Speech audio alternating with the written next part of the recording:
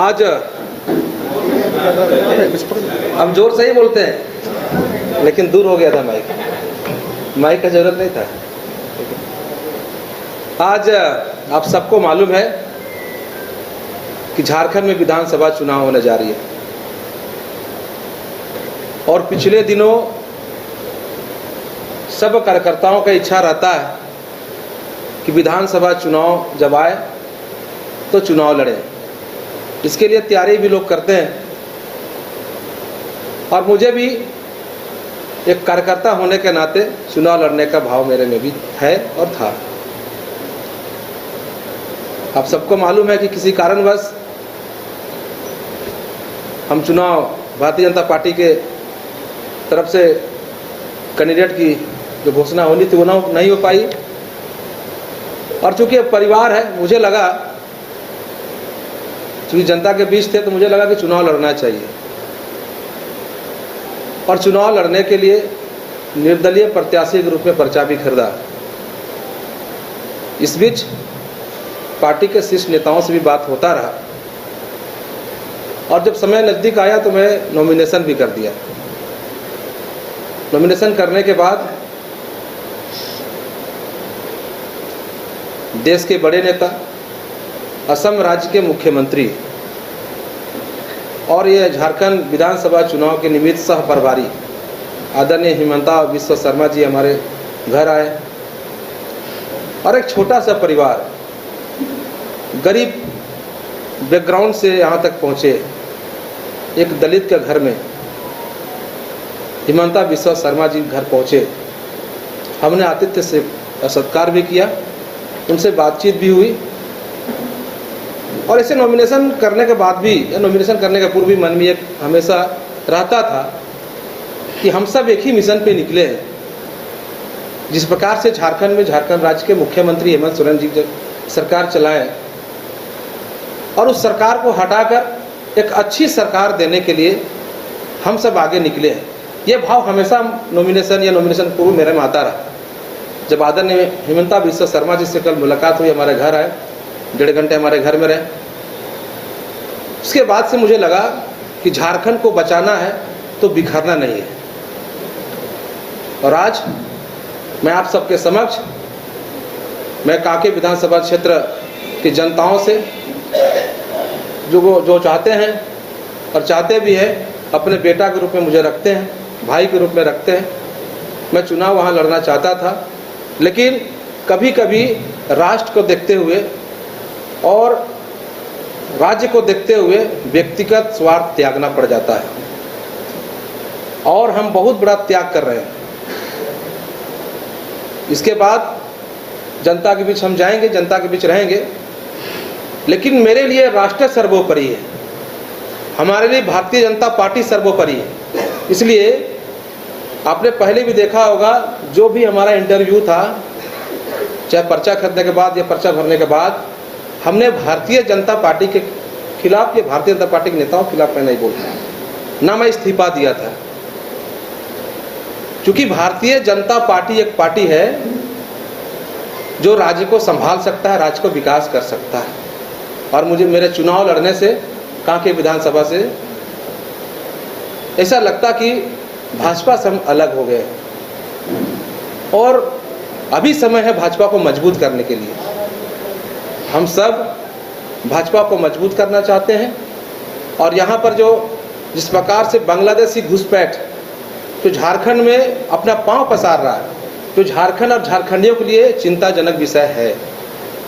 ऐसे समय में जो सरकार बांग्लादेशी घुसपैठियों को आमंत्रण कर रहा है, शरण दे रहा है, वैसे सरकार को हटाकर जो बांग्लादेशी घुसपैठ से मुक्त कराए और झारखंड को मजबूत बनाए और झारखंड जिन उद्देश्यों से अटल बिहारी वाजपेयी जी ने बनाया था, वो झारखंड बनाने के लिए भाजपा को मजबूत करना आवश्यक है।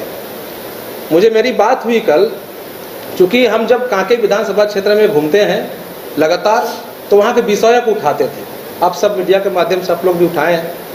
हमारे यहाँ बहुत सारे विषय हैं। हमने कहा, आदरणीय हिमंता बिस्वा शर्मा जी से मैंने कहा कि आखिर जो हमारा विषय जिसे लेकर जनता चाहते हैं कि कमलेश राम वो विषय को उठाएगा, वो विषय का हल कैसे होगा।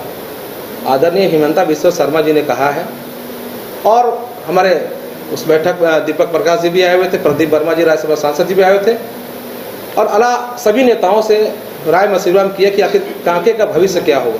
उन्होंने आश्वस्त किया है कि कांके का जो विषय है विधायक के रूप में नहीं कर पाएंगे, लेकिन भारतीय जनता पार्टी की सरकार बनेगी तो कांके में जो बुढ़मू के नौजवान जो पढ़े लिखे छात्र वहाँ के लोग संघर्ष कर रहे हैं कि बुढ़मू में डिग्री कॉलेज बनाया जाए।